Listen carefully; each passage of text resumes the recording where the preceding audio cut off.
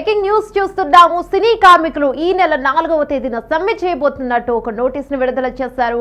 అయితే అన్ని news channels లోను కొన్ని సోషల్ మీడియాస్లలోను ఈ హెడ్డింగ్లు అయితే కనిపిస్తున్నాయి. అసలు ఏం జరుగుతుంది ఇండస్ట్రీలో, ఎందుకు సినీ కార్మికులందరూ కూడా ధర్నా చేయాలని నిర్ణయించుకున్నారు? గత 2-3 రోజులుగా జరుగుతున్న పరిణామాలు మనం చూస్తూనే ఉన్నాము. అయితే ముంబై నుంచి వచ్చి వాళ్ళకేమో ఎక్కువ శాలరీస్ కానీ వేతనాలు కానీ ఎక్కువ చెల్లిస్తూ ఉన్నారు, మాకు మాత్రం ఎందుకు తక్కువ చేస్తున్నారంటూ గత 2-3 రోజుల నుంచి కొన్ని సినిమా షూటింగ్లలో కూడా ఈ కార్మికులు కొద్దిగా నిరసన చేయడం లాంటివి తెలిపారు. అలాంటివి చూసాం మనము. అయితే ఈ పెద్ద ఎత్తున ఈ పరిణామం చోటు చేసుకోబోతుందని చెప్పుకోవచ్చు. ఈ 4న అందరం కలిసి సమ్మె చేస్తామని ఒక నిర్ణయం తీసుకుని ఒక లేఖనైతే విడుదల చేశారని వ్యాఖ్యలైతే జరుగుతూ ఉన్నాయి. అయితే నిజంగానే వాళ్ళ వేతనాలను పెంచే వరకు సినిమా షూటింగ్లకు బంద్కు పిలుపునిచ్చారా అనేది కీలక అంశంగా మారింది.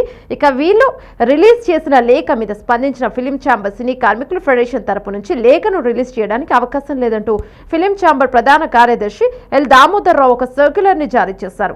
ఇక సినీ కార్మికులు ఈ కార్యదర్శి ఎల్ దామోదర్ రావు ఒక సర్క్యులర్ ని జారీ చేశారు. కార్మికులందరూ చేయబోతున్న ఈ సమ్మె మీద ఫిలిం ఛాంబర్ సైతం లైట్ తీసుకున్నట్టుగా తెలుస్తోంది. మరి ఈ క్రమంలో సినీ కార్మికులందరూ కలిసి తమ వేతనాలను పెంచకపోతే మాత్రం సినిమా షూటింగ్లకు హాజరయ్యే అవకాశాలు లేవు, అలాగే ఇప్పటి వరకు సినిమా షూటింగ్లకు బంద్ పిలుపునిస్తున్నామంటూ వాళ్ళు చెప్పిన మాటలు సైతం ఇప్పుడు సోషల్ మీడియాలో వైరల్ అవుతున్నాయి. ప్రస్తుతం పెరుగుతున్న పరిస్థితులకు అనుగుణంగా వాళ్ళ ఖర్చులు కూడా పెరిగిపోతాయని, అందువల్లే వాళ్ళకి వచ్చే వేతనాలు సరిపోవడం లేదని కూడా వాళ్ళు తెలుపుతూ ఉన్నారు. తప్పనిసరిగా పెంచాల్సిందే అని తెలియజేస్తున్నారు. మరి దీనికి ఫిలిం ఛాంబర్ నుంచి ఇంకా ఏదైనా రెస్పాన్స్ వస్తుందా?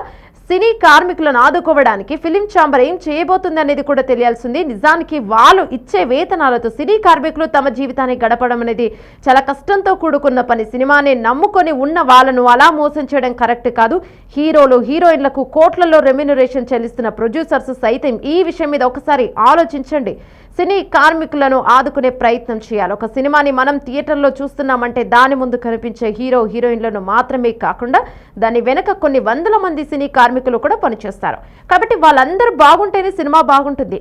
ఈ ఒక్క విషయాన్ని తెలుసుకుని వాళ్ళను ఆదుకునే ప్రయత్నం చేస్తే సినిమా ఇండస్ట్రీ 10 కాలాల పాటు చల్లగా ఉంటుందని కొంతమంది సినీ విమర్శకులు సైతం వాళ్ళ అభిప్రాయాలను తెలియజేస్తున్నారు. రైట్, గతంలో ఇదే విషయాన్ని గురించి కొంతమంది కార్మికులు విజువల్స్ అంటే స్క్రీన్ల మీద మాట్లాడారు. కొన్ని పవన్ కళ్యాణ్ షూటింగ్ కూడా ఆపివేయాలని ఆ సినిమాకు సంబంధించిన కార్మికులు కూడా కొందరు ఇలాంటి వ్యాఖ్యలను అయితే చేస్తూ ఉన్నారు.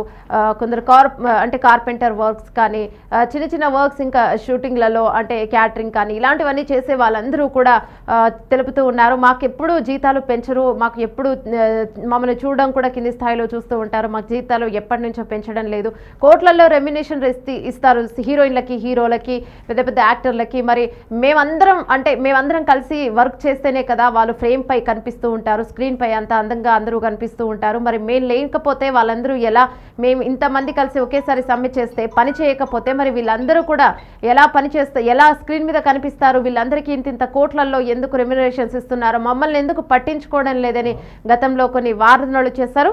ప్రస్తుతం కూడా ఇవే వాదనలు మళ్ళీ తెరపైకి వస్తున్నాయి. చూడాలి అంటే ఈ నిజంగానే ఈ నెల వచ్చిన 4న వాళ్ళు సమ్మె చేస్తారా లేదా అనే విజువల్స్ కూడా మనం చూడాలి.